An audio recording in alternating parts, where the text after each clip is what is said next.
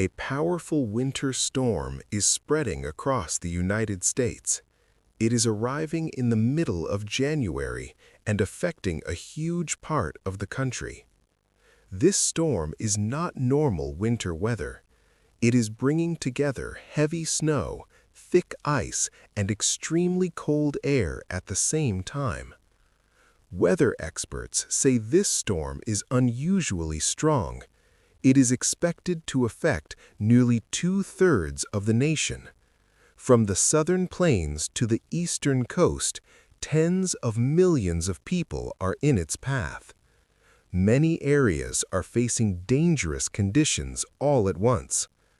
Government officials and emergency teams began warning people days in advance. They asked families to prepare quickly. Across the country, people rushed to stores to buy food, water, medicine, and batteries. They worried about losing electricity and being unable to travel once the storm arrived. Roads were expected to become icy and unsafe. Power lines were at risk of damage. Homes could lose heat during the coldest nights. The sense of urgency was clear everywhere. The reason for this extreme weather comes from high above the Earth. A powerful system of wind near the North Pole normally keeps very cold air locked in place. This system acts like an invisible wall around the Arctic. Most of the time, it prevents bitter cold air from moving south.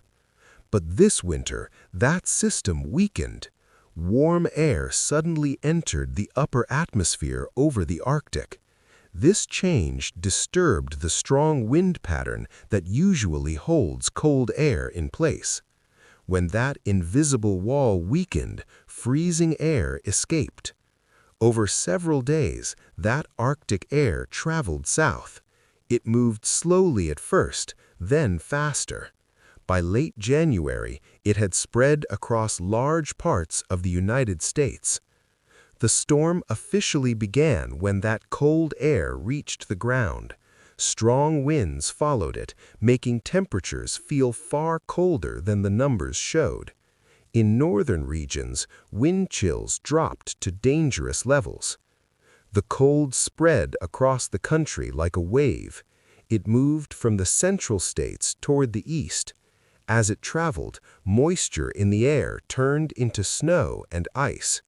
Snow began falling in the southern plains. Soon after, it reached the Midwest. By the weekend, the storm had pushed toward the eastern states. Some areas were buried under deep snow.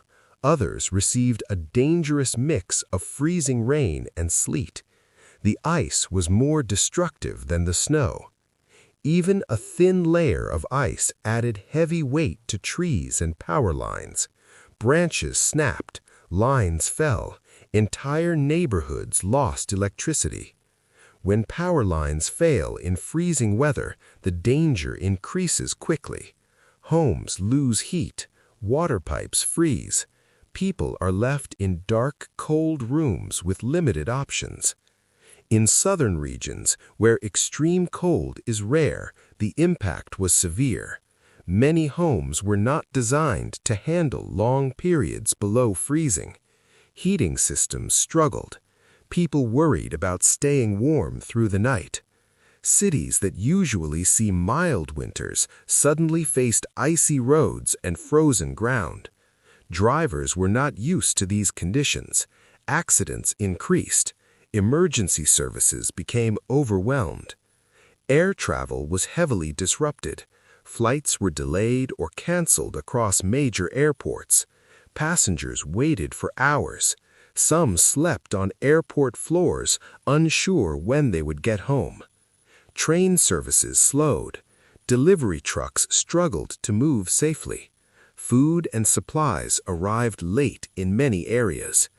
As the storm grew stronger, the ice became the biggest threat. Ice-coated power lines, trees, roads, and rooftops. The weight caused widespread damage. Power companies worked non-stop. Repair crews were sent out in freezing conditions. but repairs were slow and dangerous. In some areas, power outages lasted for days. Families used blankets and extra clothing to stay warm. Some moved into one room to conserve heat. Emergency shelters and warming centers opened in many cities. These places offered warmth, food, and charging stations. For many people, they were the only safe option. Health risks increased as temperatures dropped. Frostbite could happen in minutes. Hypothermia became a serious danger, especially for older adults and children. Warnings were issued for people to stay indoors as much as possible. They reminded everyone to use heaters safely. Using cars or fuel heaters inside homes could release deadly gas. In past storms, many people were harmed by invisible fumes from unsafe heating. This time, officials tried to spread the message early. Emergency teams were deployed across affected areas. Firefighters, police, and rescue crews worked around the clock. National Guard units helped clear roads and deliver supplies. Despite these efforts, the storm covered such a large area that help could not reach everyone quickly. Many families were alone, waiting in the cold. Behind closed doors, people faced difficult choices: how to stay warm, how to cook food, how to protect children and elderly family members.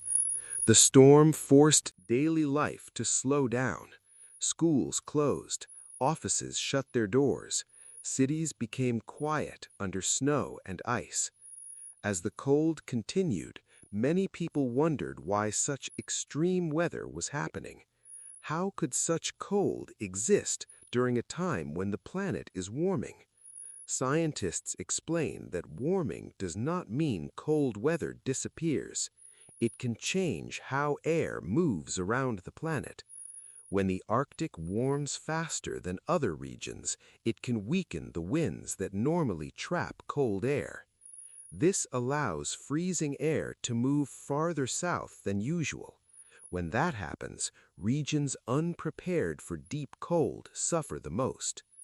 Scientists are still studying this connection. Some believe warming in the Arctic increases these extreme cold events. Others say natural weather patterns also play a role. What is clear is that weather is becoming more unpredictable. Storms are growing stronger. Their impacts are spreading wider. As the days passed, the storm slowly weakened. Temperatures began to rise in some areas. Snow stopped falling. Ice slowly melted. But the damage remained. Broken power lines, frozen pipes, damaged roads. The recovery process began. Repair crews worked to restore electricity. Roads were cleared. Schools prepared to reopen. In some regions, the power grid performed better than in past storms. Upgrades had helped, but ice damage still caused major outages. The storm showed that preparation helps, but it is not enough in its own. Extreme weather can still overwhelm systems. The cost of the storm was enormous. Businesses lost income, travel stopped, repairs cost billions. Most importantly, lives were affected. Some people became seriously ill, others lost loved ones. Not all damage can be measured. When the cold finally left, people reflected on what they had learned. Strong infrastructure matters. Prepared families matter. Clear communication saves lives. Communities that worked together recovered faster. Neighbors helped neighbors. Small acts of kindness made a big difference. This winter storm reminded the nation that nature is powerful.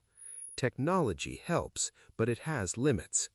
Preparation, cooperation, and care are essential. Future storms will come.